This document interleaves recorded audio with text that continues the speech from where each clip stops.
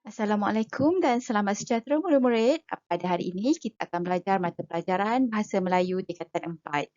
Baiklah, untuk hari ini diharapkan murid-murid dapat mengenal pasti jenis-jenis ayat dalam Bahasa Melayu. Iaitu murid-murid dapat mengenal pasti ayat penyata, ayat tanya, ayat perintah dan juga ayat seruan. Ayat-ayat dalam bahasa Melayu boleh dibahagikan kepada 4 jenis iaitu yang pertama ayat penyata, yang kedua ayat tanya, yang ketiga ayat perintah dan yang terakhir iaitu yang keempat ayat seruan. Mesti diingat jika ditanya dalam bahasa Melayu cuma ada 4 jenis ayat seperti yang telah saya sebutkan sebentar itu tadi.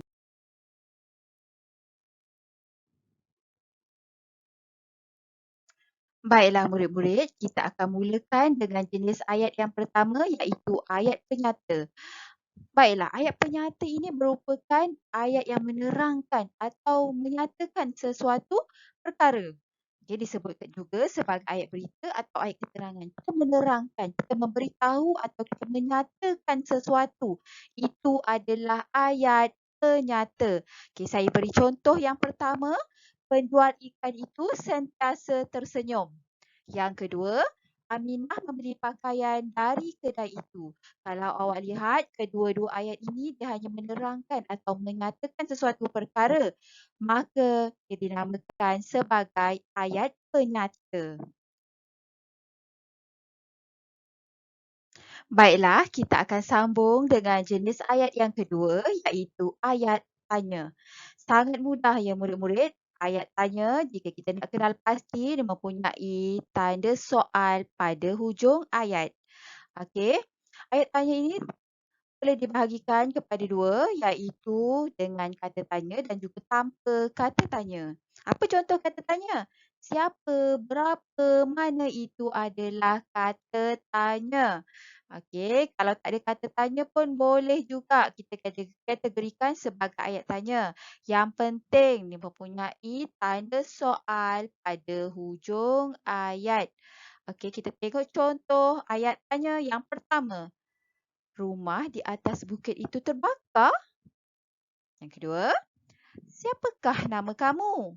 Yang ketiga, harga baju ini berapa? Baiklah, kalau kamu lihat perbezaan bagi ketiga-tiga contoh ayat ini, yang pertama itu tanpa kata tanya. Yang kedua, diletakkan kata tanya pada awal ayat. Kalau kata tanya berada pada awal ayat, mesti diletakkan partikel kah. Siapakah? Di manakah? Berapakah? Okey, manakala yang ketiga, kata tanya itu berada pada hujung ayat. Okey, kalau pada hujung ayat, harga baju ini berapa? Tak perlu diletakkan partikel kah. Okey, saya ringkaskan. Ayat tanya mesti ada tanda soal. Baiklah, kita akan sambung dengan jenis ayat yang ketiga iaitu ayat perintah. Baiklah murid-murid, bagi mengenal pasti ayat perintah ini juga sangat mudah iaitu ayat perintah ini bila kita sebutkan ayat ini maka akan timbul sesuatu tindakan kepada orang yang mendengarnya. Contoh saya bagi, kalau saya sebut pergi dari sini sekarang. Maka orang yang mendengar itu akan bangun dan pergi dari tempat itu. Nampak tak? Ayat perintah ini bezanya dengan ayat penyata tadi. Ayat perintah bila kita sebut ayat itu akan timbul sesuatu tindakan daripada orang yang mendengarnya. Baiklah murid-murid, di sini saya nak terangkan ayat perintah boleh dibahagikan kepada 4 jenis iaitu ayat suruhan, ayat larangan, ayat silaan dan ayat permintaan.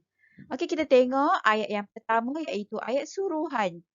Ayat suruhan ini secara umumnya memberi arahan atau memerintah seseorang melakukan sesuatu. Contoh, keluar dari bilik ini. Bila disebut keluar dari bilik ini, maka orang itu akan bangun dan keluar dari bilik ini. Itu adalah ayat suruhan di bawah ayat perintah.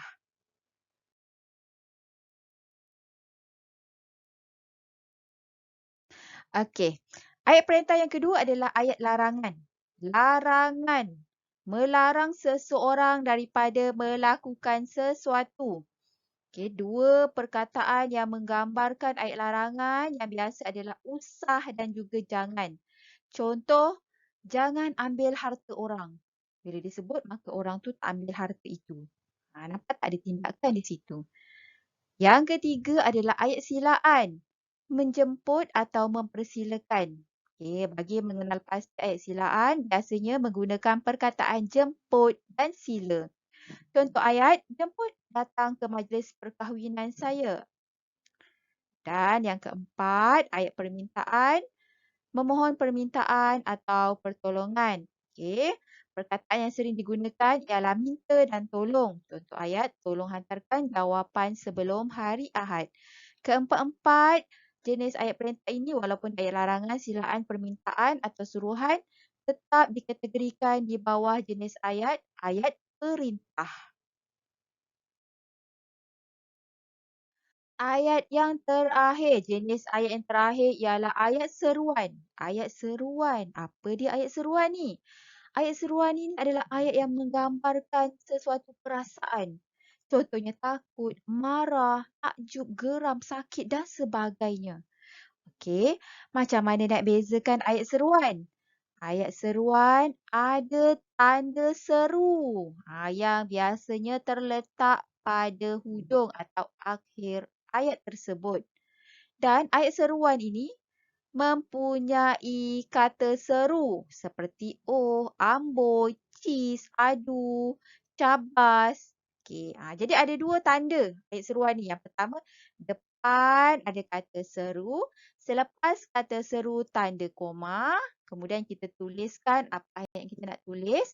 Hujungnya ada tanda seru. Okey.